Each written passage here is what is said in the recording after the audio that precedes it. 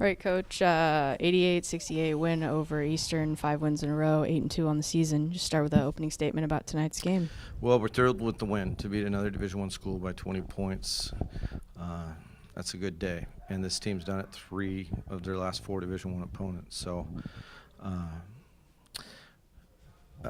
we're just kind of in that part of the season where it's hard to take a lot of satisfaction in the game because we're so focused on how much better we want to get everybody. So mistakes are going to happen in every game. And so offensively, 88 points is pretty good. 68 against a team like Eastern is pretty good. But in there's 15, 20 things where, hey, we've coached you, don't do that, but they're still going to happen. I mean, tomorrow in the Seahawks game, there's going to be things that they coach the Seahawks to do. They're still going to make the mistakes. And so, you know, we just need to keep getting better at getting better. And so I'm still kind of caught up on that. Eastern is really, really hard to guard. So you've got to choose, what do you want to take away, the rim or the three-point line? And we just felt like if we took away the three-point line, that they couldn't score enough points to beat us. And so they went 5 of 28, 18% from 3.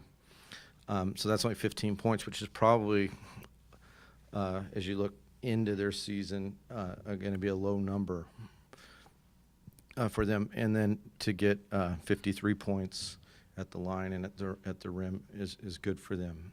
And so I think that strategy worked for us. I thought that their guys played really hard. I think Shantae, once he gets his team all the way together, that they'll form into a real cohesive group. And so we're really taking it. We've got all 5 starters are in averaging in double figures. We got a balanced attack. Tonight, Terrell didn't score. We had 9 assists. We had 0 turnovers in the first half, 5 on the game. Our 2 guards combined, Morgan and Terrell, for 16 assists with only 2 turnovers. And so, you know, I like the offensive identity, though I think we can still get better. And so it's just a solid win.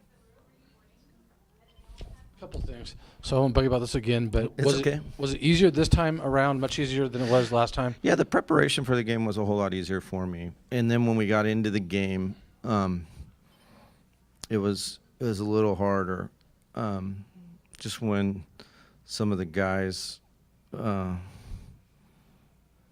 their team too were doing some things where it's like, no, don't do that. You're better than that. You know, and it's like, well, that's the opponent. It's just a weird feeling. It's like watching your 2 kids go play each other, you know, or you know, but much less and less. And you know, what's made that easy is all those guys are just cared for so well. Shantae's just an unbelievable person. He loves them. He's coaching them in life and everything. They won 20 games last year. So it's not as hard, but it's hard. But it'll be less hard next year. And then all the guys I coach will be gone, and it'll be just another team maybe.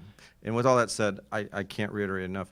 I wouldn't be at Seattle U, and I wouldn't be a Division I coach if Eastern Washington hadn't taken a chance on me, and I'll always be grateful to them for that. With everything in me. So You had a half with no turnovers like that before, is that? I think so. I had a really good Whitworth team that Wisconsin Whitewater was like 3rd in the nation. I'll have to go look it up, but they came and played us, and it was a battle, 2 top 10 in the nation teams, and I think we had 3 or 2 turnovers the whole game. And so that's always kind of been my high water mark for just executing and taking care of the ball. But I don't think in a Division I game we played 20 minutes without a turnover. So thanks, Mo. You're nice. What are your thoughts on the game, Morgan? Defensively, we could still get a lot better as well as offensively, but I think that we came out and executed how Coach Vic really wanted to take them off the line. And I can't really remember. I remember a couple plays where they got a few open looks, but for the most part, I think we did a really good job of holding them and not letting them get those looks that they really want with those great shooters on that team. Seemed like the end of the first half really got you guys going. You scored the last 11 points of the first half, and you obviously made the big 3 before the buzzer. What were you thinking when you made that 3 at that point? I don't know. I guess I was thinking it's time to push this lead up and try and finish the game now sooner than no game's over, but get going in that direction. build on our lead. If you hit a big shot, we have the momentum going into halftime. Hopefully we have the momentum coming out. A lot of time I will pick a number in a timeout. Like, they're not going to get that. Oh, yeah. So, like, when we get in the timeout and we're building on our lead, we'll say they're not going to get past 60. And then we'll try and hold that standard. So that way we always are trying to get better. We're not getting complacent. Was there a point in the first half when you had a timeout where you said they're not going to get – because they didn't score in the final almost 6 minutes of the half? I don't remember, but we were playing great defense, so we were excited, and the bench was excited.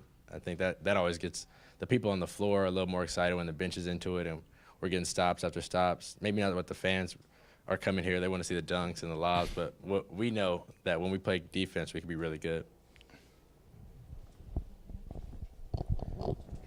Coach, kind of wrap this up. One more game Thursday kind of closes this 10-game homestand in a month.